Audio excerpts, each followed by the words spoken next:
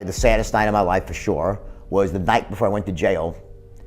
I had to tell the kids. It wasn't like the movie, they took me away, I reported for jail, right? And my wife and my ex-wife, we sat down with the kids on it was a Thursday night, and we called the kids into the living room. They're like, what's up?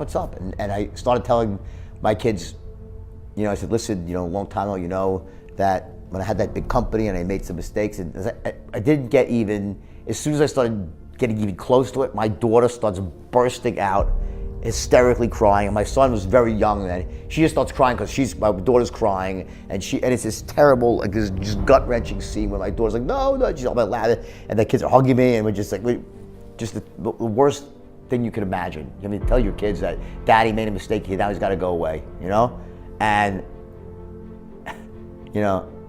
I was guilty. I couldn't say I was trapped with this. I did it. I made a mistake. I took some great skills that I made the mistakes, and I deserve to be there. So I had no one to blame but myself. I made the mistakes, and it's very difficult when you have to come to terms with that, right?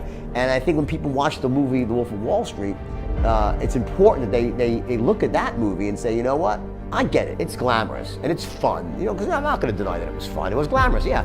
But there's something called balance in there, that when you are that character, that never ends well. It just never ends well. And one question that I get asked all the time, how was I able to stay positive and motivated in what was certainly the worst time of my life? I mean, I lost all my money, I lost my freedom, I lost my children for a time, my wife bottomed out, right? And I said, I think about it, I said, here's the secret. When I was in jail, in those moments, and the worst moments of all were at nighttime, when you're in your bunk and people are asleep and you're alone with your thoughts and you could just really get negative. And the answer is that in bed, when I was alone with my thoughts, I would close my eyes and I would visualize the faces of my two children. And I closed my eyes, I'd see their faces, I knew I had let them down so badly, caused them so much pain, and I said, there's nothing I won't do.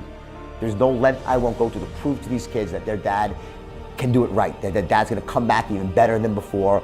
And it was all about proving to my children that you could come back from failure, that you could make the world right, and I could be an example, make them proud of me. That was my why. It was all about my kids.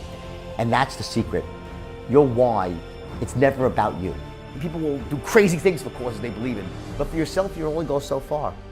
My kid's in trouble, I'll run through a wall of fire, I wouldn't think twice about it. And that's step number one. You have to have a vision for your future that inspires you, that makes you, so when you think about it, it just makes you jump out of bed in the morning to really have a life that is far better, far greater than it is today. That's your vision for the future. That's step number one. The second thing is, this is a big one, and what most people miss. You have to have a strategy, a plan that allows you to achieve your vision. I was on the beach one day in the summer in New York. There's a huge beach, Jones Beach, and it was a hot summer sunny day, and everyone's bitching and moaning because they have to walk about a half a mile to the concession stand. And I'm with my friends, I'm like, I wonder what would happen if I went down here with like some Italian ices and chipwitches and fudgicles, right? Seems like a good idea. I'll sell them for $1 a piece, Next morning, I wake up, I look in the yellow pages, it was back, no internet. I find some ice cream distributor, I take my old beaten up car down there, I go buy a styrofoam cooler, and I load up a cooler with a barrel of Italian ices and chipwitches and fudgicles, Milky Way Snickers, right? Put some dry ice on top. The whole thing loaded up was $22, including the cooler. The cooler was $7, the ice cream was $15, right? I get in my car, drive an hour to the beach, it's like maybe 10 o'clock in the morning, I get there. I carry it down there, I walk to the edge of the water, right? And I start yelling, Italian ices, chipwitches, fudgicles, milk. Within 1 hour, I sold out the entire cooler for $125. And I made $100 in 1 hour. And the year was 1978. Back then, minimum wage, I think, was $1.20 an hour. I was made more than my parents that day. I went back with 4 coolers, right? Who wouldn't, right? I got 4 coolers, right? So I loaded them up, went down, sold all those out. Made $400 or $500 my second day, changed my life. Here's the interesting thing. I told 4 or 5 friends about this, and here's the weird thing. They all went out and did it with me, but only one of them sold more than 1 cooler a day. The other, there's 5 people, 4 would sell 1 cooler and stop. Only one of them would go out like we'd hustle all day long and make these, $500 versus $100 a day. Why is that? Like, why would someone do that? Here, they're young, when none of us have money, and you have this opportunity in your sights where you can make big money and that could change your life, yet most of them, 80% stopped with 1 cooler. They were 1 cooler people.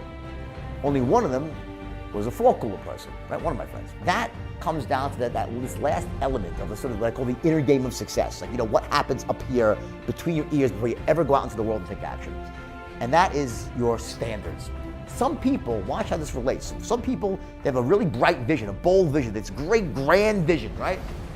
Amazing, wow, inspiring. But they have low standards. They're not willing to do the work. A champagne vision and beer standards, right? And then you have the other sort of people, those with really high standards, but they lack a vision for the future. They don't have a vision that inspires them. So these are like the workers where they sort of have this champagne standards and a beer vision. It's about having a match between your standards and your vision. And the question always is, well, what should my standards be? It doesn't matter. They should be congruent with your vision. There's no right or wrong answer. How much money, it doesn't matter. You have to have that vision for the future. Number two, you have to have the strategies to make the vision a reality. But number three, you have to be able to share that vision with other people, to communicate the vision to people in a way that moves them to take action, to come help you achieve it, that gets them going, gets them pumped. There's a clip of Warren Buffett. It's actually Warren Buffett and Bill Gates. And one young lady asks Buffett a question. And she says, we're going out into the workforce. What can we do to make ourselves more valuable in the workforce? Good question, right? And Warren Buffett looks at her, and I think, okay, he's going to say, study your financial tables, learn how to be an expert on banking, whatever it might be, picking out companies, whatever, right? No, you know what he says? He goes, there's one thing you can do. Go take a course and study communication, sales, persuasion.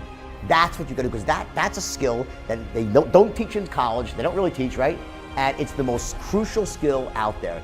In fact, as he says, when I got out of college, Warren Buffett says, I was a terrible communicator. I couldn't sell anything, right? So what did I do? He went out and took a course. Now back then, the gold standard was Dale Carnegie, right? This is many, many years ago. And he took that course and he says, it changed my life because it allowed me to go out there and communicate and sell. Because here's the deal. What would Warren Buffett be if he had never taken that course? If he never learned how to close the deal, what would Warren Buffett be today? You know what he'd be? He'd be the most successful money manager in Omaha, Nebraska that nobody ever heard of. When someone like Warren Buffett, who's like the opposite of what you think a salesperson is, right, says that that's the skill. If you want to do one thing to improve your life and really ensure that you get what you want in life, learn how to communicate, learn how to sell, learn how to communicate, learn how to sell, right? Because people, without that, you die with your music on your lips. You can't, it's like, it kills me because there's so many people out there in the world that have these great ideas, right? They have this great passion inside, and they can make a difference in the world and a difference in their own lives and their family, right? All the stuff they could do. And yet, because they lack the ability to communicate this idea, to sell their idea to other people, they end up locking it, keep it locked inside, and they die without ever expressing themselves. I mean, to me, that's the saddest thing. My wife now, who's my inspiration, like one of the things that she said to me was so funny, is when we first met, wow, she says, I have never met someone that is so fearless. Like you have all this stuff and you're just plowing forward, you're fearless. I said, sweetheart, I said, I'm scared shit. I'm just not letting it stop me. I am scared. And that's what courage is all about. I let my fear plow me forward, push me forward. And that's something you have to reframe in your own. It's really a reframe about what fear is, what pain really is. Pain is the greatest motivating force in the world. But if you're gonna go into denial and become numb yourself to the pain, you're gonna live a smaller and smaller life until one day when you're old in bed and ready to die, you'll look back at all the things that you could have done, you should have done, you would have done, and you didn't do because you thought, well, you know what, I'm okay. I'm doing decent, that's not so terrible as people were. You know what, fuck that. Don't live that life. Don't be the person that looks back and has regret and didn't take action to get what they truly wanted in life. When you're not feeling massive pain, human beings tend to just sort of, well, I'll stay pat. Don't do that. Take the pain, take the bitter pill, because you know what? That bitter pill will end up being sweet. And if you're living that life, you're 25, 28 years old, or 22, whatever how old you are, 40 years old, right? And you're in this sort of dead-end job, it's not what you want to do. Don't think for a split second that this is your lot in life, that you have to stay on this road. At any moment in time, you can make a decision. You can get off that road and start going down a completely different road. And you know what? Yeah, there'll be some pain, there'll be some lack in your life, and you know what? That's what will drive you to greatness. It starts by having the vision for the future, to really see your life better than it is right now. And that was my secret. And that is going to be your secret too. When you find that why, once you have that power, then you will definitely achieve your vision, no matter what. It might not happen overnight, but it will happen. I promise you.